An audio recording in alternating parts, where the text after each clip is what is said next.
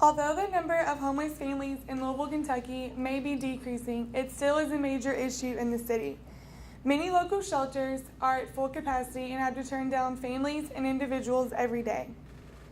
According to the U.S. Conference of Mayors, in 2010, the city was unable to accommodate half of all families and individuals seeking emergency shelter. When families don't have shelter and have to sleep on the streets, this causes more problems. Many people who are homeless develop psychiatric disorders, including schizophrenia. First, I will explain what schizophrenia is and the effects that it has on the individual. So what is schizophrenia? It's a chronic, severe brain disorder that can affect people of all ages.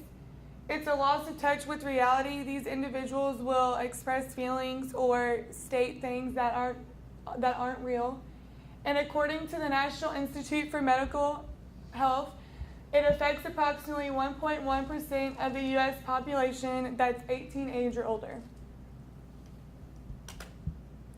The impact on the individual, scientists aren't for sure what the cause is of this disease, but one thing that they have came up with is that it is an imbalance of dopamine and glutamate, and those are neurotransmitters that are in your brain.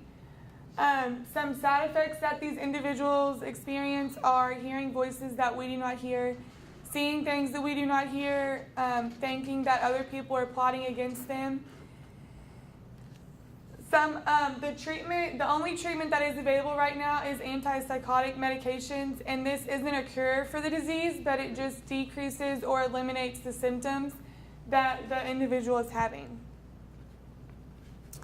Next, I will discuss the problems associated with homelessness and people who suffer from psychiatric disorders. The first one is inadequate health insurance alone is a single cause of homelessness.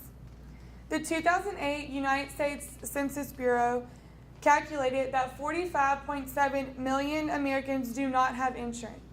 90% of those homeless currently do not have insurance. The second problem is healthcare costs. These individuals cannot get a job to support their housing. Some, they have a lack of transportation to get treatment at the hospital and a lack of identification as well.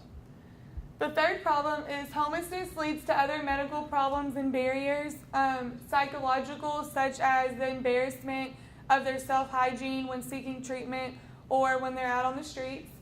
Substance abuse of drugs, which can develop into drug addiction, and medical diseases. And according to the National Coalition, the most common medical diseases for these individuals are HIV and AIDS, tuberculosis, pneumonia, and heart disease.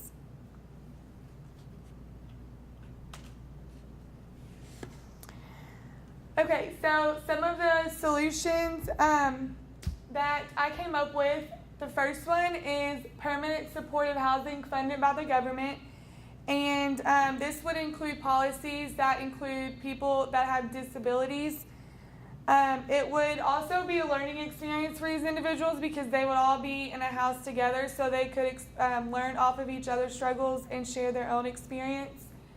And it would also prevent or decrease the statistics in substance abuse because it would get the homeless off of the streets. The second solution is to assign advocates to visit the homeless people around the city and ensure that they take their medications prescribed to them. These advocates could also assist in daily hygiene, housing placement, job opportunities, or any other essential and daily needs that they might need. The third solution that I came up with is to ensure living wages are paid to all workers. And that would greatly decrease homelessness in general. A major cause of homelessness is not making enough money to keep up a house and pay off the bills or being unemployed. And some people might argue that the homeless might be lazy, but it's not that of a simple task.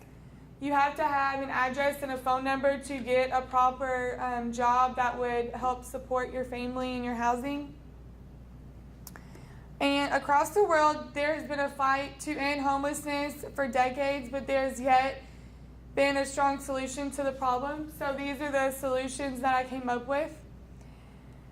Having schizophrenia while homeless is a very difficult battle to struggle with every day. Future research should focus on the programs that effectively meet their social, medical, economic, and psychiatric needs of these individuals. If the government stepped up and set up funds for these individuals homeless and the people with psychiatric disorders, it would be a lot more effective, and these individuals would get treatment and to get off the streets and get treatment for their disorder.